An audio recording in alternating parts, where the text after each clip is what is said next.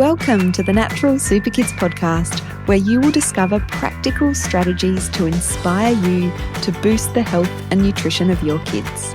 I'm Jessica Donovan, a qualified naturopath specialising in kids' health, and I want to make it as easy as possible for you to raise healthy and happy kids. Let's get into it.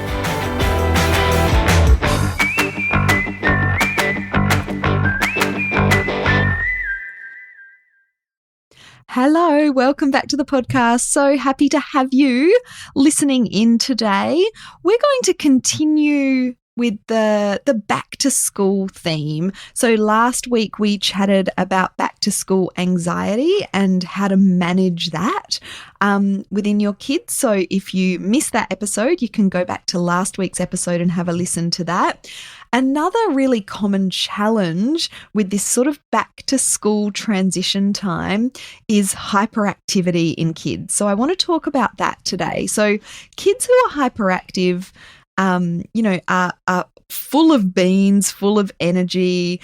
They can be fidgety, they can be restless, they can be easily bored. They have trouble sitting still or staying quiet if and when needed. They may rush through things and make careless mistakes. They're often very physically energetic. So they climb, they jump, they wrestle. They really need to get that energy out.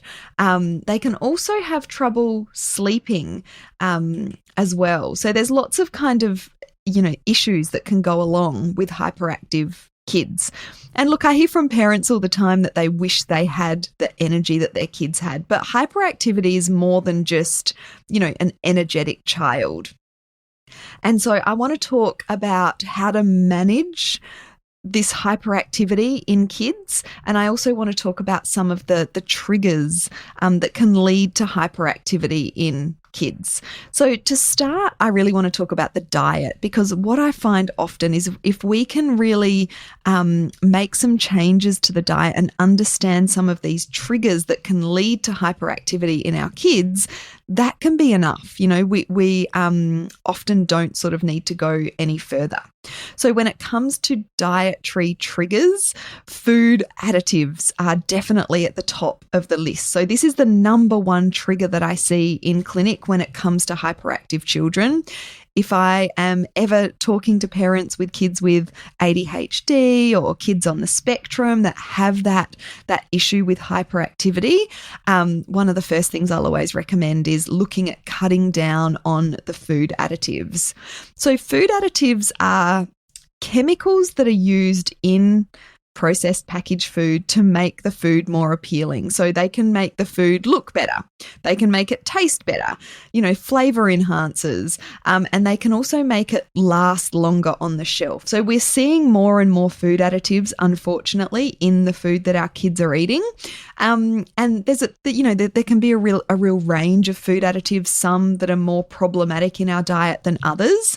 So having a look at your kids' food additive intake is really important. We know that food additives can act as a trigger for kids with conditions such as ADHD and autism. But studies also show that even kids without these conditions can become hyperactive when given additives. And I'm sure every parent out there has seen this present in their children after being at a party or, eating a bag of lollies with artificial colours in them, how crazy our kids can become. So there was a study that looked at a group of 3-year-olds, and the 3-year-olds were either given an artificial colour, a preservative, or a placebo. And it's no surprise that the kids that were given the additives, the artificial colour or the preservative, showed more signs of hyperactivity. So we'll talk more about how to start to reduce some of these additives later on in the podcast. It's really something that we should all be more aware of. The other thing that can lead to hyperactivity in kids, and some people are surprised by this, it's the food intolerances and the food sensitivities. So when a child reacts to a food, it sets off it often sets off an immune reaction in the body. And this creates inflammation. And this inflammation affects the brain and the nervous system. So the end result is a hyperactive child who is prone to meltdowns and tantrums. They go up and then they come crashing back down again. So that inflammation that reaction is causing for that child is leading to the hyperactivity because of the inflammation caused in the brain and the nervous system.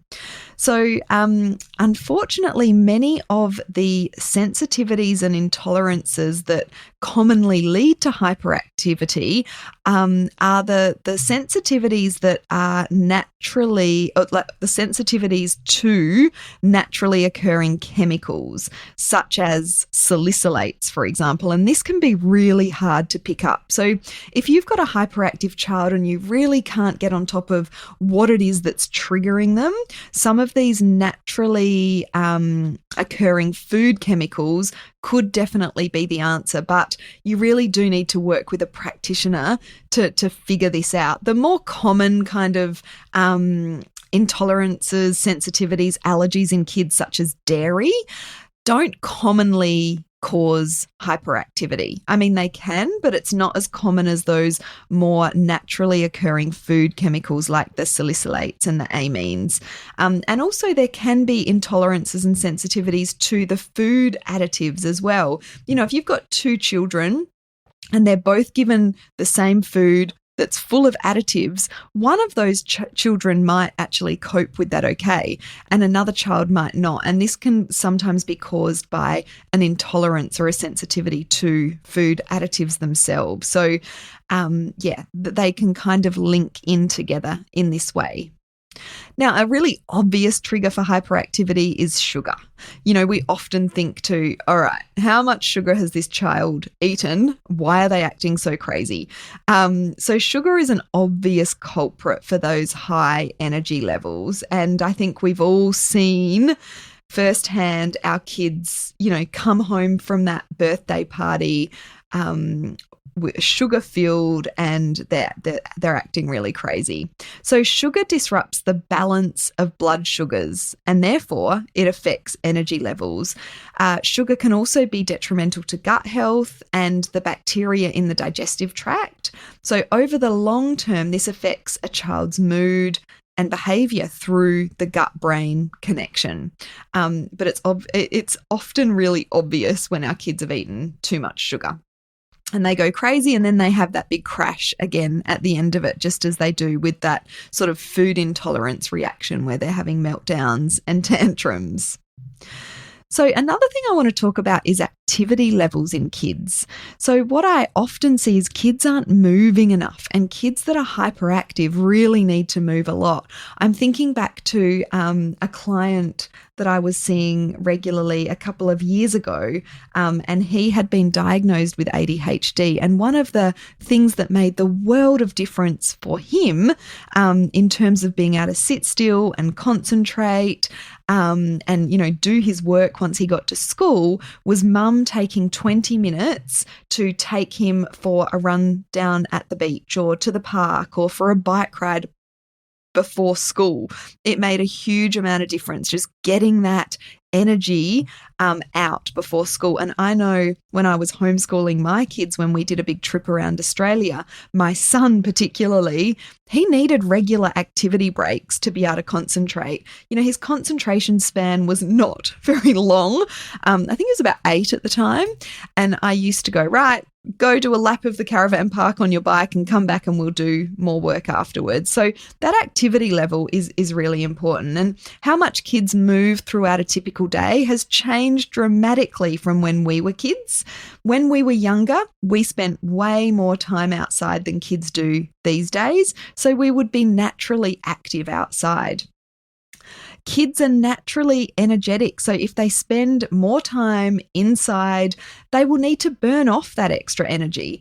And every child is different with how much movement is enough. But in most cases, kids that exert these kind of hyperactive behaviours can really benefit from more movement and activity than what they're currently getting. So that might mean some activity before school. That might mean, a walk or a bike ride or a jump on the trampoline after dinner so that they're able to sleep better. It'll look different for every child.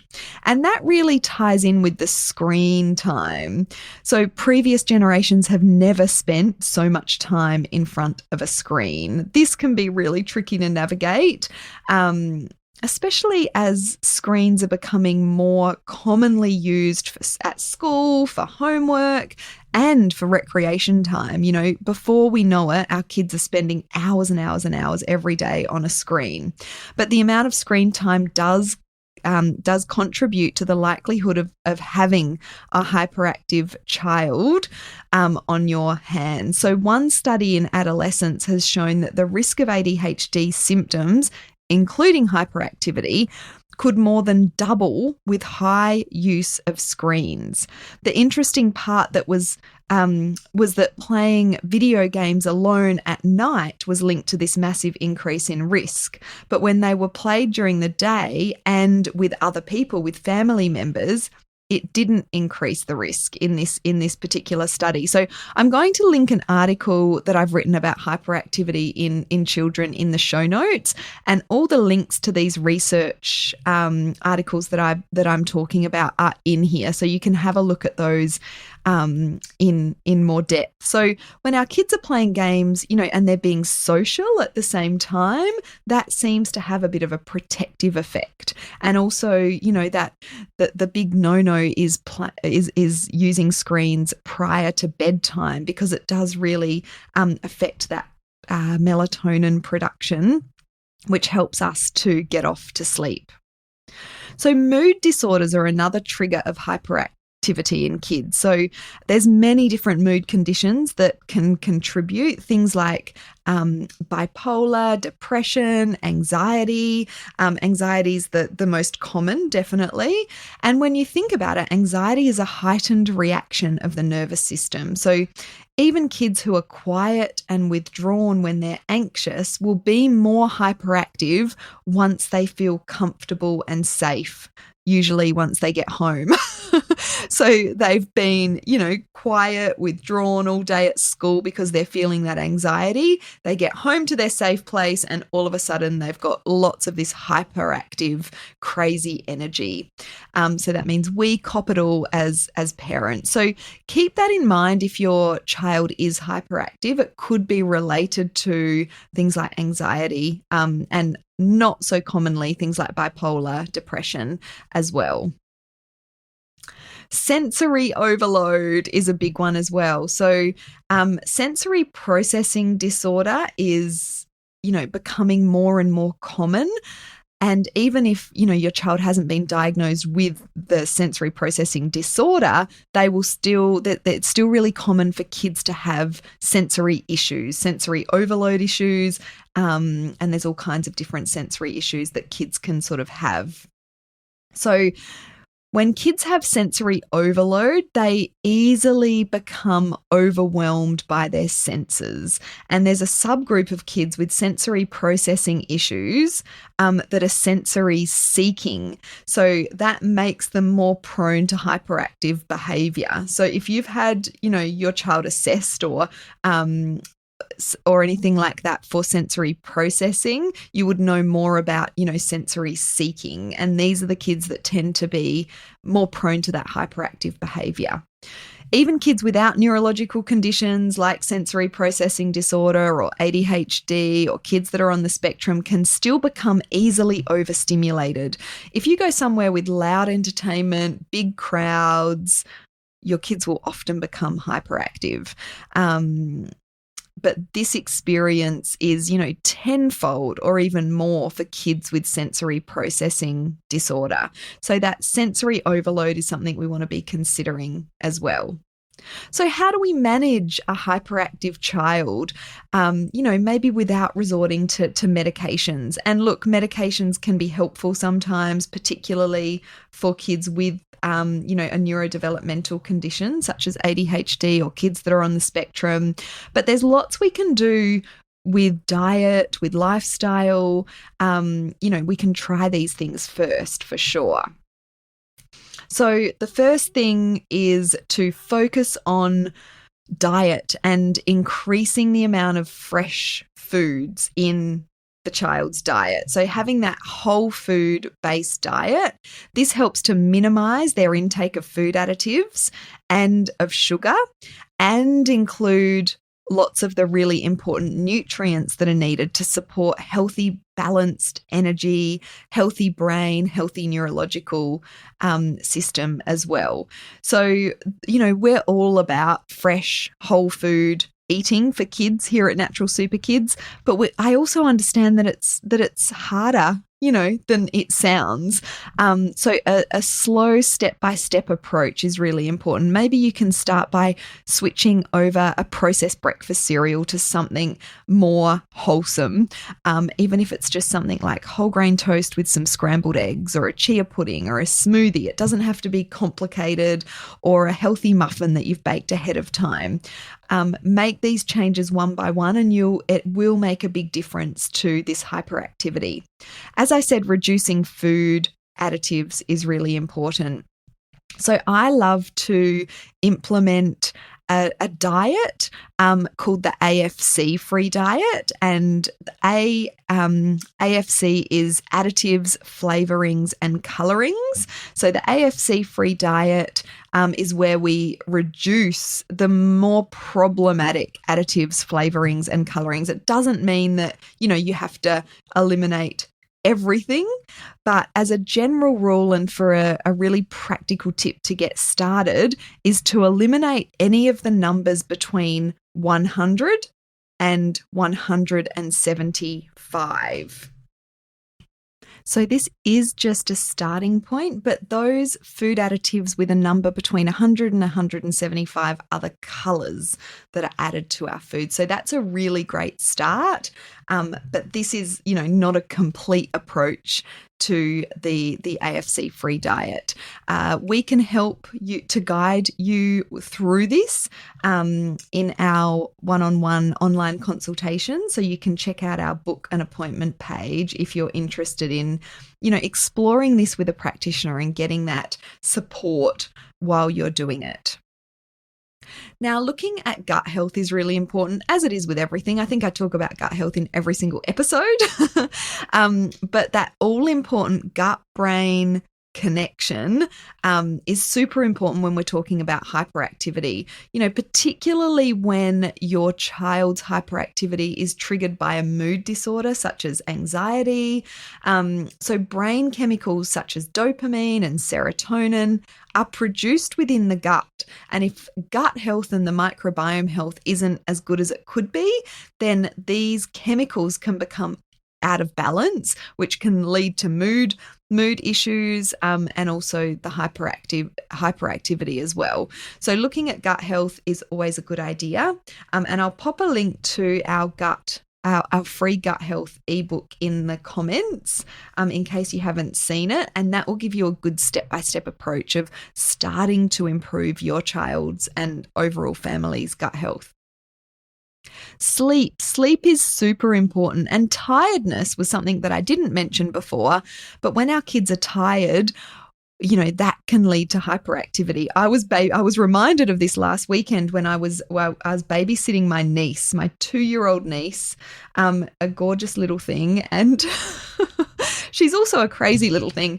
And as she got tireder, she didn't nap while she was at my house. She just became crazier and crazier. So tiredness is often a cause of hyperactivity. So quality sleep can often help when balancing that hyperactive energy. Hyperactive kids are more likely to experience sleep issues. So it's this kind of, catch-22 or downward spiral, less sleep, more hyperactivity, less sleep, more hyperactivity. So optimizing our child's sleep, which is a huge subject, is really important when it comes to hyperactive children, making sure our kids are getting enough sleep and keeping them off screens for at least the hour before bed. Look, TVs aren't as problematic as things like phones and iPads and laptops with more of the blue light kind of screens that does suppress our melatonin production, which makes it harder for us to go off to sleep. So that's a big tip when it comes to sleep and getting our kids to sleep early enough. My kids think I'm awful for making them, go to bed at 8:30, 9 o'clock when they're back at school. My 14-year-old particularly, but I know that he needs that amount of sleep and he's going to be struggling to get up in the morning for school if he hasn't gone to bed at that time. So I think a lot of kids, particularly teenagers, are not getting enough sleep. So getting onto that is really important. And look, screen time is here to stay. We can't keep our kids off screens altogether. Well, we could, but it's probably unrealistic for most of us. But balancing that screen time with green time. Kids need outside time, active time to really thrive. That fresh air, that sunshine, it's key in supporting brain and nervous system health in children. So you maybe can agree on a guideline about how much time they need to be spending playing outside to balance the screen time that they're having. We need to be realistic. This is a great thing to be chatting to your kids about. Come up with a compromised plan together, depending on their age, of course. But just make sure that you're balancing that screen time with lots of outdoor active time as well. Kids feel better for it. It can be hard, that initial getting them off the screen, but most kids will have a good time once they're outside, once they're playing. We need to sort of, make sure that they're doing things outside that are enjoyable for them so that they want to be spending more time outside. I mean, over the school holidays, when we were in isolation, actually, when we had COVID, we'd found this beach ball, this cheap little blow up beach ball at the beach. It just kind of blew to us one day and we just popped it in the car so it didn't end up as litter. That ball was our savior when we were in isolation. My daughter loved it. It was just so easy. We would just play volleyball, or we'd make up all these different rules outside, and we would go out multiple times a day. She's definitely harder to get outside than my son is, and she was instigating, let's go outside, time for a break from screens, let's go outside and play with the volleyball.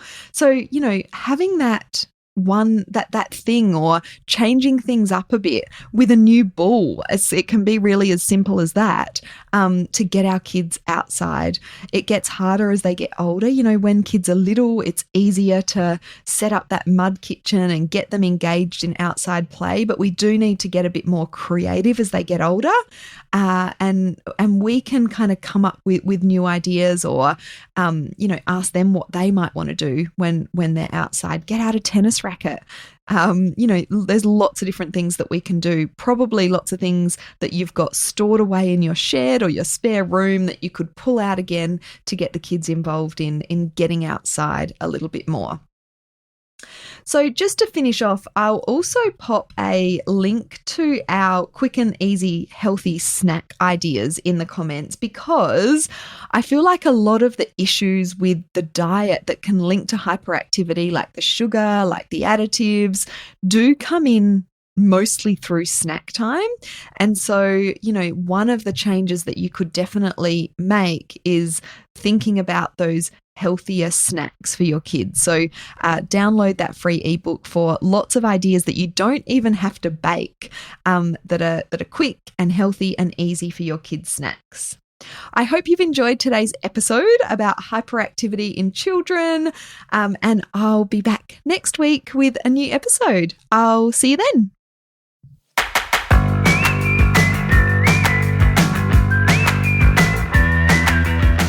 Thank you so much for joining me on the podcast today. Head on over to our website, naturalsuperkids.com, for the show notes for this episode, as well as a whole heap of inspiration to help you raise healthy and happy kids. I'll see you next week.